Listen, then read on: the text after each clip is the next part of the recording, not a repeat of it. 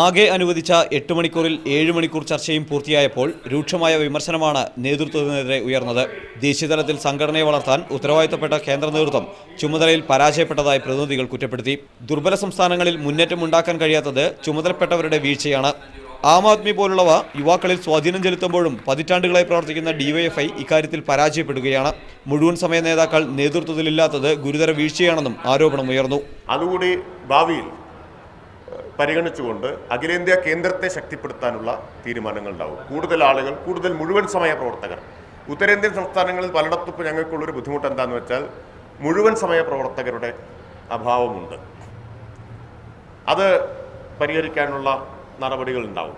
ജമ്മു കാശ്മീരിൽ ബിജെപിയും PDPയും കൈകോർത്തതോടെ മതേതരത്വം വലിയ ഭീഷണി നേരിടുകയാണ്.